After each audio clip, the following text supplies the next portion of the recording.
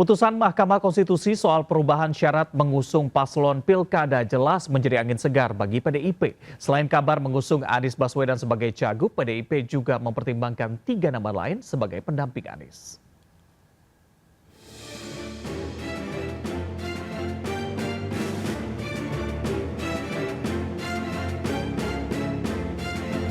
Langkah Anies Baswedan maju sebagai calon gubernur Jakarta belum berhenti, meski tersandung faktor kekurangan parpol pengusung. Kans Anies maju pilgub terbuka lebar usai putusan MK Selasa kemarin. Dengan modal suara 14%, PDIP bisa mengusung Anies Baswedan sendirian, alias tanpa dukungan parpol lainnya. Spekulasi siapa pendamping Anies pun kini menguat. Ada 3 nama kader PDIP yang disebut, yaitu mantan Gubernur DKI Jakarta Basuki Cahayapurnama alias Ahok, mantan Gubernur Banten Rano Karno, dan mantan Wali Kota Semarang Hendrar Priyadi. Ada berbagai upaya-upaya untuk di daerah khusus ibu kota membuat calon tunggal, itu nanti tidak dimungkinkan lagi. Akan ada komunikasi lebih lanjut dan lebih intens dengan Pak Anies? Akan lebih lanjut dilakukan komunikasi. Meski duet Anies Ahok disebut paling ideal, nyatanya pasangan itu terganjal putusan MK lainnya, yaitu mantan gubernur dilarang maju sebagai cawagup di daerah yang sama. Ketua DPP PDIP menyatakan pihaknya tengah mempertimbangkan mantan Wali Kota Semarang Hendrar Priyadi sebagai pendamping Anies.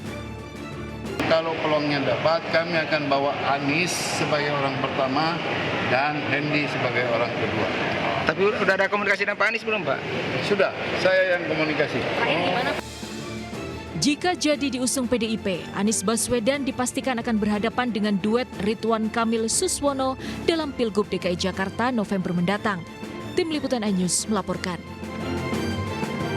Meski pendapat yang mengemuka mendorong KPU segera melaksanakan putusan Mahkamah Konstitusi, namun KPU berpikir lain. KPU memilih untuk berkonsultasi dan mendengarkan pendapat kekuatan politik partai-partai di DPR lewat Badan Legislatif. DPR sendiri dicurigai akan mengulur waktu pembahasan soal PKPU mendekati akhir pendaftaran bakal cagup. Ada rekan saya Gisel yang akan melaporkan langsung di sana. Gisel, bagaimana kondisi terkini di sana saat ini? Ya baik, selamat siang Reza dan juga pemirsa. Menyusul dengan keputusan Mahkamah Konstitusi yang menetapkan penurunan ambang batas pencalonan kepala daerah, saat ini Badan Legislasi DPR RI langsung menggelar 3 agenda rapat sekaligus terkait dengan rancangan undang-undang pilkada ini. Rapat mengenai RUU pilkada ini digelar bersama dengan pemerintah dan juga Dewan Perwakilan Daerah, dan rapat pertama tadi sudah dimulai pada pukul 10 pagi waktu Indonesia Barat dan kemudian akan dilanjutkan pada pukul 1 siang waktu Indonesia Barat, dan yang terakhir yakni pada pukul 7 malam waktu Indonesia Barat, di mana Balek akan mengambil keputusan atas hasil pembahasan RUU Pilkada pada hari ini. Dan pemirsa, jika kita melihat rapat yang diadakan Balek DPR RI ini akan menjadi titik penting dalam dinamika hukum dan juga politik Indonesia, terutama dalam menegakkan integritas dan juga otoritas putusan MK sebagai lembaga konstitusional, mengingat putusan MK ini dapat mempengaruhi putusan-putusan lainnya, dan dalam putusan MK ini dinilai menguntungkan partai-partai yang tidak memiliki kursi di DPRD. Dari informasi yang beredar memang ada potensi besar bahwa Balek ini akan mencoba untuk menganulir atau membatalkan keputusan MK tersebut, di mana ada 2 skenario besar yang tengah dirumuskan oleh Balek DPR RI. Di antaranya yang pertama yakni pemulihan ambang batas pencalonan kepala daerah ke persyaratan semula, yaitu minimal 20% kursi DPRD. Kemudian skenario kedua adalah penerapan putusan MK pada Pilkada tahun 2029 yang memberikan ruang adaptasi yang lebih luas bagi peraturan baru ini. Dan pemirsa, jika kami baca, KPU ini akan melakukan revisi terkait dengan terhadap peraturan KPU atau PKPU terkait dengan syarat pencalonan di Pilkada 2024, di mana revisi dilakukan setelah Mahkamah Konstitusi memutuskan perubahan atau ambang batas pencalonan di Pilkada dari sebelumnya 20%. Dan berikut pernyataan dari Ahmad Doli Kurnia, anggota DPR RI fraksi Partai Golkar. Hari Senin Hari Senin tanggal 26 besok itu akan ada RDP yang memang akan membahas soal 3 rancangan PKPU dan 2 rancangan Perbawaslu. Mungkin hari Sabtu kami akan konsinyering dulu. Nah, bahan ini nanti akan kami bahas di konsinyering di hari Sabtu. Mudah-mudahan hari Senin nanti akan ada ya putusan. Kalau lihat dari tata peraturan perundangan kita, putusan ini nanti akan harus dituangkan di PKPU. Demikian Reza. Baik, kita masih akan menunggu bagaimana hasilnya nanti. Terima kasih Gisel melaporkan langsung dari gedung DPR MPR Jakarta. Terima kasih. Pemirsa, jelang injury time, Pilkada Jakarta kian memanas setelah Anies Baswedan ditinggal sendiri parpol pendukungnya. Sementara dugaan berbagai skenario mulai dari kota kosong, calon boneka, hingga yang terakhir Mahkamah Konstitusi mengubah ambang batas pencalonan Pilkada. Ya, kita akan lihat yang pertama adalah ada skenario mengenai kota kosong. Fenomena kota kosong dalam pilkada ini memang terjadi jika yang muncul hanya satu calon tunggal saja. Bahkan kota kosong pernah mencetak sejarah menang pertama kali di Pilwalkot Makassar 2018. Fenomena kota kosong di Jakarta semula muncul setelah Ridwan Kamil Suswono akan menjadi calon tunggal yang diusung Koalisi Indonesia Maju Plus atau Kim Plus. Namun akhirnya maju atau dimajukan calon independen. Ya, kita akan lihat yang berikutnya. Ini mengenai calon independen sendiri. Ada beberapa skenario mengenai calon independen, di mana skema kota kosong yang sebelumnya muncul kini telah sirna setelah lolosnya pasangan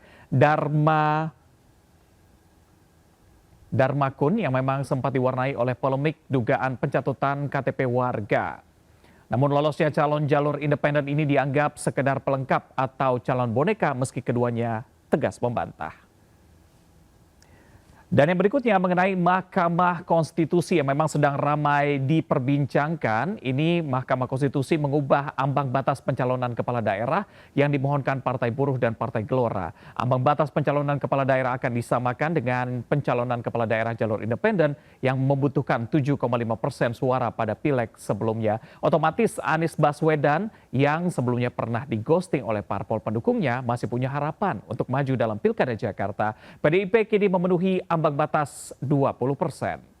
Ya, akankah PDIP mengusung Anies Baswedan untuk maju bersaing dengan Ridwan Kamil dan Dharma Pongrekun, atau PDIP akan mengusung kadernya sendiri? Kita akan lihat bagaimana nanti.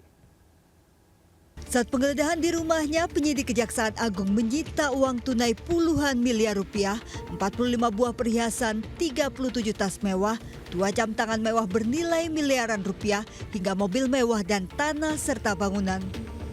Dalam kasus korupsi, tim Helena Lim bekerja sama dengan Harvey Muiz menerima pengumpulan keuntungan dari perusahaan smelter dengan modus dana CSR.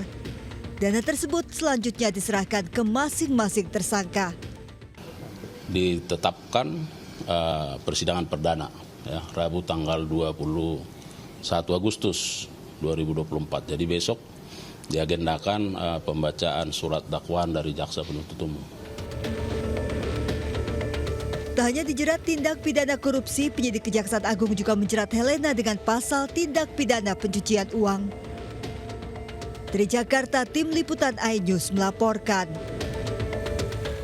Crazy Rich Pantai Indah Kapuk Helena Lim menjalani sidang perdananya hari ini. Agenda sidang hari ini pembacaan dakwaan jaksa. Untuk mengetahui bagaimana kondisi terkini, kita sudah terhubung dengan tim liputan di Pengadilan Tipikor Jakarta Pusat. Ada Henry Aprila. Henry, selamat siang. Apa saja dakwaan yang akan dibacakan hari ini?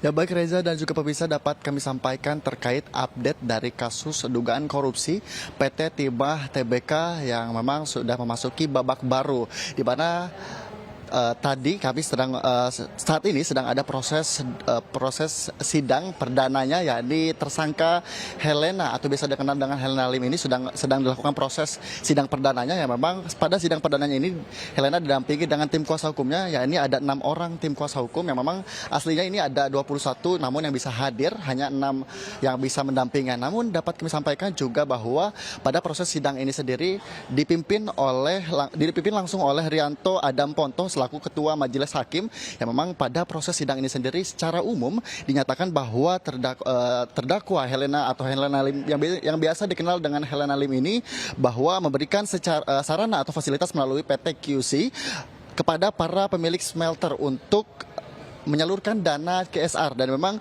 uang yang dikumpulkan ini seolah-olah sebagai bentuk CSR, dan ini memberikan para smelter yang mengais biji timah dari penambangan ilegal di wilayah izin usaha penambangan. Dan tentunya di esok hari juga akan ada proses dari sidang dari tersangka Harvey Mois yang akan dilaksanakan di esok hari, tentunya di tempatnya di Pengadilan Negeri Jakarta. Dan jumlah kerugian bahkan tercatat sudah ada 23 tersangka yang sudah memasuki pada kasus ini, dan ada kerugian yakni sebesar 300 triliun rupiah. Tentunya kita juga akan terus mengupdate karena proses persidangan masih berlangsung. Kita terus mengupdate informasi terkait adanya sidang perdana dari Helena atau biasa dikenal dengan Helena Lim. Sementara Reza, kembali ke Anda. Baik, kita akan tunggu bagaimana update terkini dari Anda. Henry melaporkan dari Gedung Tipikor Jakarta. Terima kasih. Kita ke informasi berikutnya. Pasca putusan MK tentang batas usia calon pemimpin kepala daerah, duet Lutfi Kaesang untuk maju dalam Pilkada Jawa Tengah terancam bubar. Umur Kaesang saat ini masih belum genap 30 tahun. Sementara MK menetapkan usia minimal Cagup dan Cawagup 30 tahun saat penetapan calon.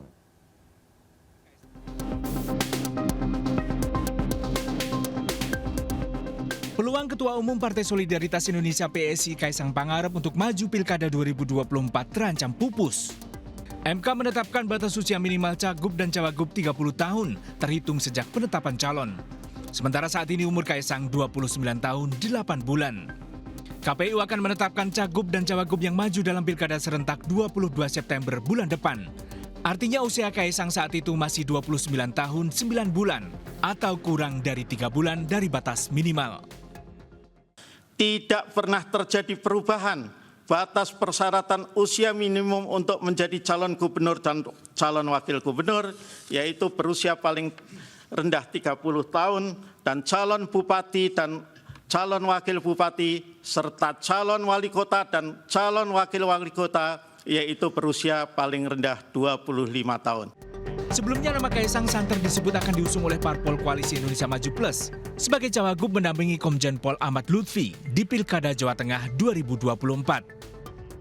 Tim Liputan iNews melaporkan. Fakultas Kedokteran Universitas Padjadjaran memecat 2 dokter residen senior yang sebagai pelaku bullying terhadap juniornya. 1 pelaku lain ternyata seorang dosen dalam proses sanksi berat. Sementara Kemenkes telah menerima ratusan aduan perundungan di pendidikan kedokteran.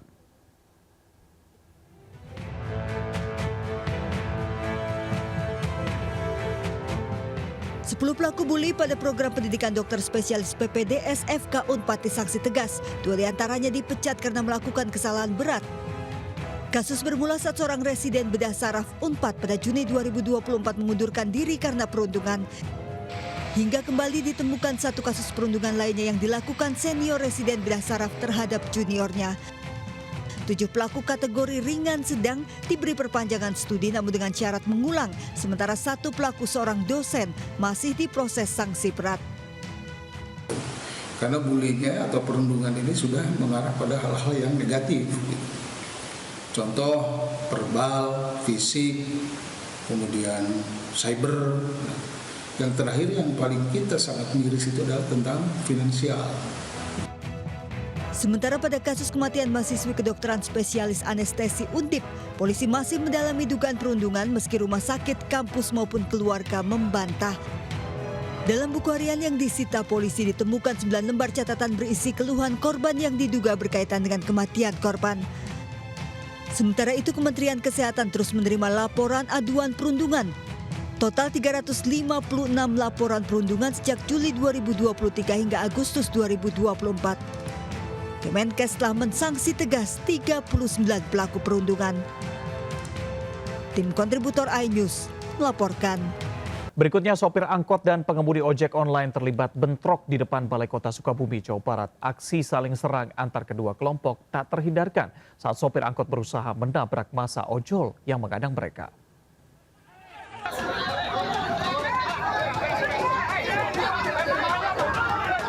Bentrok antara sopir angkot dan ojek daring ini terjadi di depan Balai Kota Sukabumi.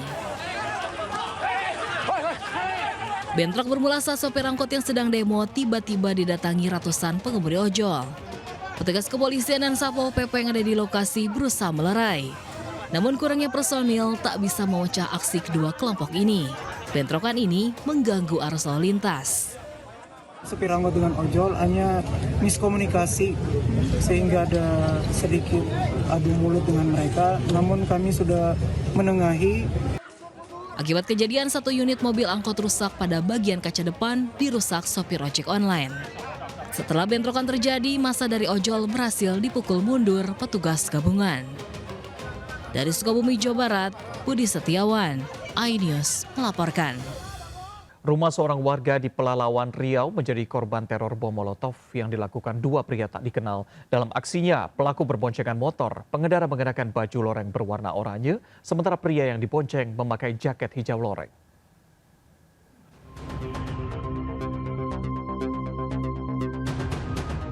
Dua pria berboncengan sepeda motor terekam CCTV melempar bom Molotov ke arah mobil milik seorang warga di perumahan Geraha Pelalawan, Riau. Api bom Molotov membesar hingga membakar bagian belakang mobil.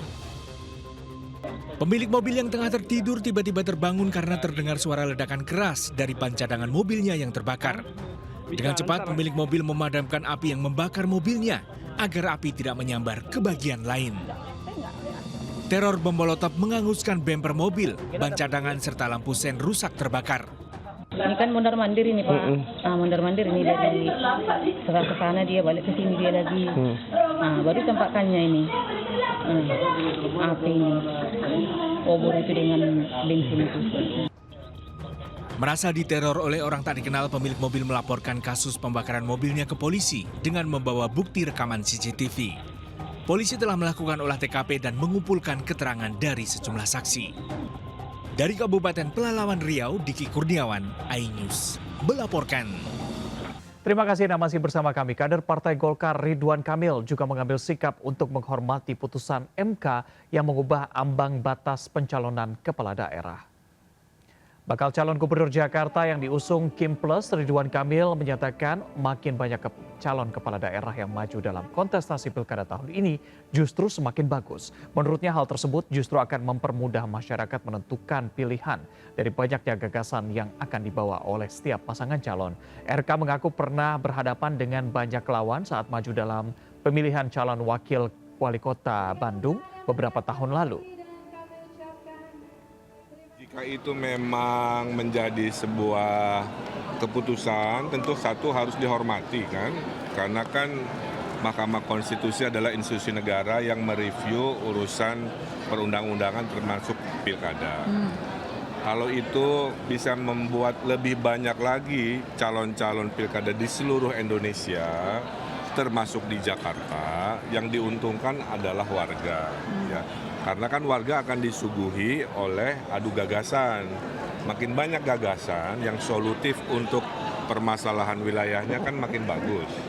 Saya tidak masalah karena dengan banyak sedikit pun selama itu sesuai aturan tentunya harus dilakoni. Pemirsa, bayi kembar siam Pigopagus atau dempet bokong berhasil dipisahkan tim dokter RSUD Dr. Sutomo Surabaya, Jawa Timur. Namun satu bayi kembar siam meninggal dunia.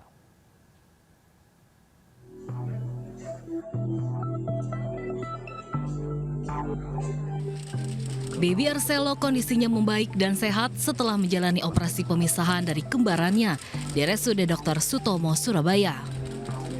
Kendati berhasil dipisahkan, bayi kembarannya Arsenio meninggal dunia lantaran kondisi kesehatannya memburuk sebelum dilakukan operasi pemisahan. Saat ini bayi Arcelo masih dirawat di ruang ICU. Sudah ada peningkatan dan sudah mulai membaik. Meskipun yang satunya harus kalah sudah nggak ada dari hari sebelum operasi. Operasinya ini situ segera gitu ya, karena khawatir satunya juga jadi nggak baik lagi, mumpung satunya masih baik, sehingga satunya pada saat diintubasi atau mulai dilakukan anestesi, satunya terus pijat jantung berusaha mempertahankan walaupun akhirnya terpaksa meninggal satunya. Bayi kembar siam Pigopagus atau dempet bokong ini menjadi bayi kembar siam ke-124 yang ditangani di RSUD Dr. Sutomo Surabaya. Dari Surabaya, Jawa Timur, Yuda Prawira, iNews melaporkan. Kamera CCTV merekam seorang pria yang mencuri kotak amal di masjid.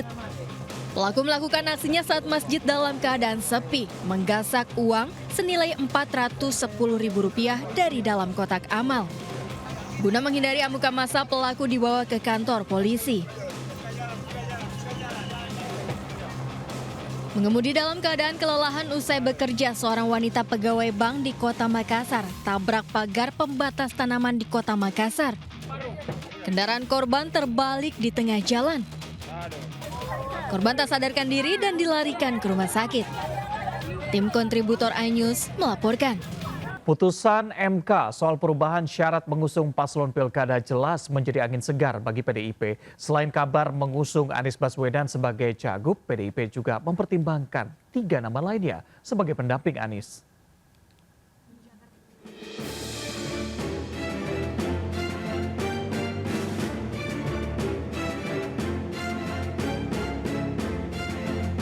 Langkah Anies Baswedan maju sebagai calon gubernur Jakarta belum berhenti, meski tersandung faktor kekurangan parpol pengusung.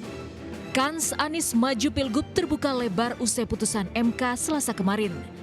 Dengan modal suara 14%, PDIP bisa mengusung Anies Baswedan sendirian, alias tanpa dukungan parpol lainnya. Spekulasi siapa pendamping Anies pun kini menguat. Ada 3 nama kader PDIP yang disebut, yaitu mantan Gubernur DKI Jakarta Basuki Cahayapurnama alias Ahok, mantan Gubernur Banten Rano Karno, dan mantan Wali Kota Semarang Hendrar Priyadi. Ada berbagai upaya-upaya untuk di daerah khusus ibu kota membuat calon tunggal, itu nanti tidak dimungkinkan lagi. Akan ada komunikasi lebih lanjut dan lebih intens dengan Pak Anies? Akan lebih lanjut dilakukan komunikasi.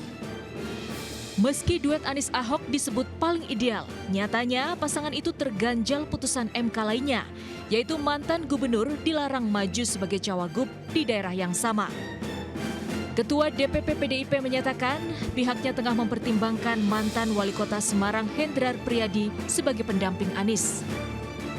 Kalau peluangnya dapat, kami akan bawa Anies sebagai orang pertama dan Hendi sebagai orang kedua. Tapi udah ada komunikasi dengan Pak Anies belum, Pak? Sudah, saya yang komunikasi. Jika jadi diusung PDIP, Anies Baswedan dipastikan akan berhadapan dengan duet Ridwan Kamil Suswono dalam Pilgub DKI Jakarta November mendatang. Tim Liputan iNews melaporkan. Membangun kota baru, ibu kota Nusantara yang benar-benar dimulai dari nol tentu tidak mudah. Apalagi IKN dibangun di wilayah pedalaman Kalimantan Timur yang minim cadangan air bersih. Proyek infrastruktur air bersih besar-besaran pun dibangun demi menopang kehidupan di ibu kota baru Indonesia. Berikut liputannya untuk Anda.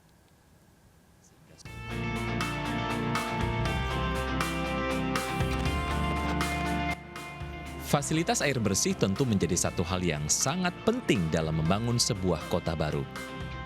Sayangnya, struktur tanah ibu kota Nusantara di Penajam Pasir Utara tergolong minim batuan berpori sehingga sulit memiliki cadangan air tanah yang bersih.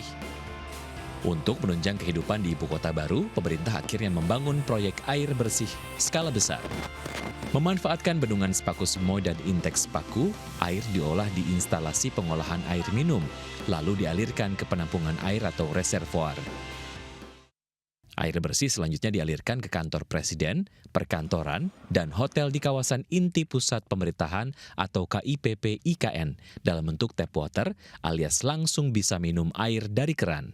Nah pemirsa, ini salah satu tap water yang ada di wilayah IKN dan kita mau coba nih.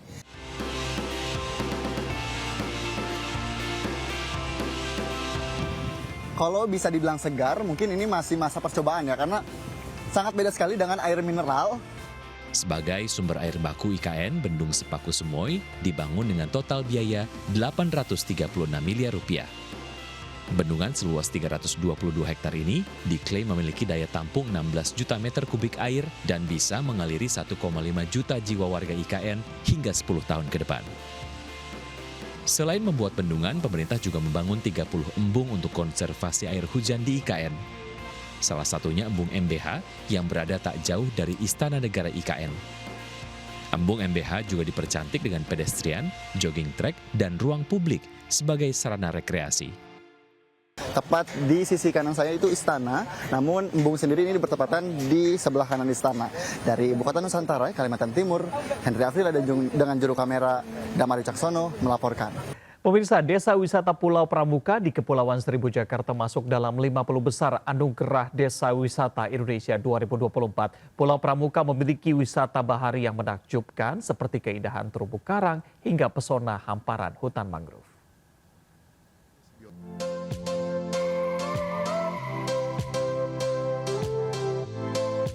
Budidaya terumbu karang menjadi salah satu wisata andalan di Desa Wisata Pulau Pramuka, Kepulauan Seribu, Jakarta. Wisatawan akan diberikan edukasi tentang berbagai jenis biota laut dan bahkan bisa turut menyelam untuk melakukan konservasi terumbu karang di bawah laut. Didukung dengan pesona alamnya yang indah, Desa Wisata Pulau Pramuka masuk sebagai 50 besar desa wisata terbaik dalam ajang Anugerah Desa Wisata Indonesia tahun 2024.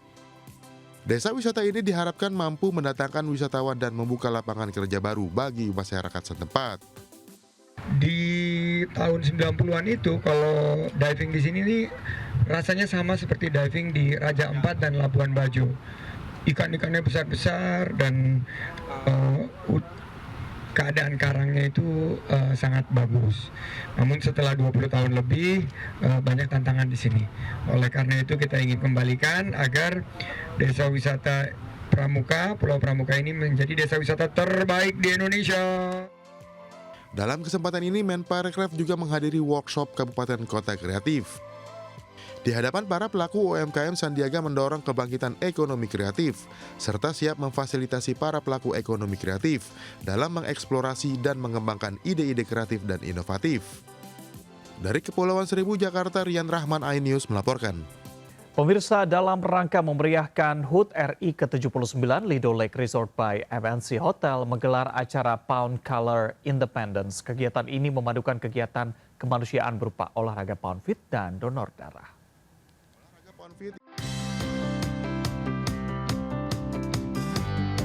Ratusan peserta antusias mengikuti olahraga pound feet di Lido Lake Resort by MNC Hotel yang berada di kawasan ekonomi khusus MNC Lido City, Bogor, Jawa Barat. Olahraga pound feet yang memiliki gerakan seperti menabuh drum ini digelar untuk mengajak masyarakat menjaga pola hidup sehat. Suasananya menyatu dengan alam, adem, penuh dengan hijau-hijau, bisa lihat gunung. Ini suasana yang baru sih, yang biasanya kita lakukan di dalam ruangan atau studio. Ini suasana yang baru. Dalam kegiatan ini, Lido Lake Resort by MNC Hotel dan MNC Peduli juga menggelar kegiatan donor darah bekerjasama dengan PMI Kabupaten Sukabumi. Kita memadukan healthy and charity. Healthy-nya itu kita melakukan kegiatan pound feet, kemudian charity-nya itu kita mengadakan acara donor darah bersama MNC Peduli. Program ini sangat bagus ke depannya buat bermanfaat juga buat yang membutuhkan nanti ke depannya, darahnya juga mungkin bisa disalurkan ke orang-orang yang membutuhkan.